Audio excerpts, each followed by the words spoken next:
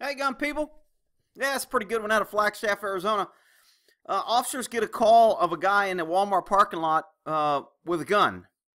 So obviously all the officers have their guns out, which is good. No tasers, no pepper spray, no trying to shoot the pinky toe.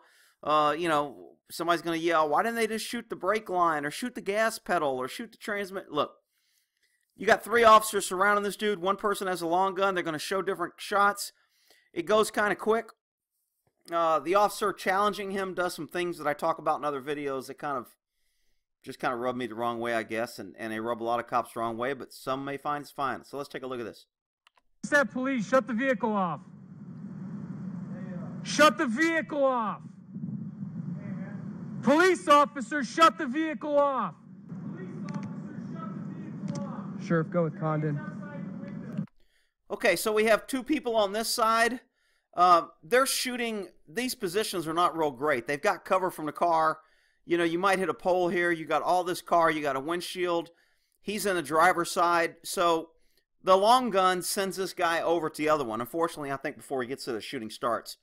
So those are things that, you know, when you're out here, you take up a position. Your cover is more important than hitting a bad guy. You'd rather not hit him and him not hit you than maybe get a hit and take a more risk of you getting shot. So getting behind cover is good. Unfortunately, when you get behind obstacles and things, you have to relocate. Remember, a plan only works until the action starts, and then it goes out the window. So let's take a look as these guys move over here. Put your hands outside the window. I'm not going to ask you again.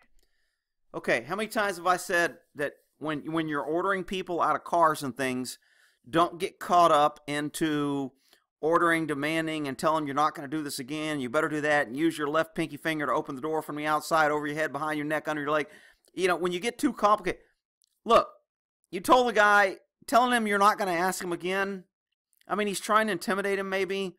Look, if a guy's not going to comply, you repeat the command, and you need to go to something else. Either you're going to wait him out, you're going to keep repeating the plan. I mean, you're not going to walk out there and walk up to him because he's got a gun.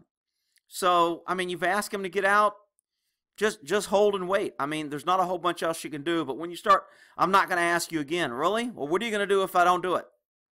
Well, I don't know, but I'm not going to ask you again. You know, try to be careful. Sometimes when you get in a high-risk situation, you do things like this at first. Later on, you get better at it. I just kind of accidentally hit play there. So here comes the shooting. Shut your vehicle.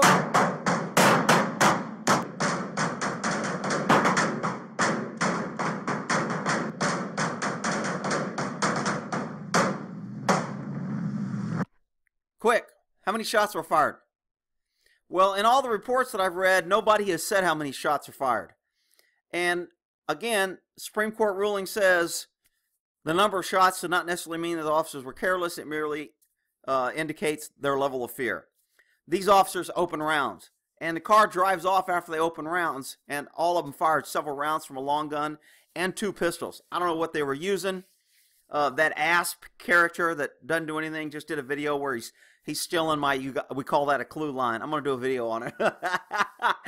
You know, he wants to promote 9 mils now because 90% of the people he asks at some range master class uses 9 mils. So suddenly now that's an expert, and he's running around saying, that's a clue. That's a clue. Yeah, okay, whatever, dude. The clue is you've never pulled your gun on anybody. You've never testified in court. You've never had to fight somebody for a gun. You've never worked the streets. You've never done a search warrant. You never had to back up anything that you run around telling people that you're so smart about. All right, let's get back to this. How many rounds? I don't know.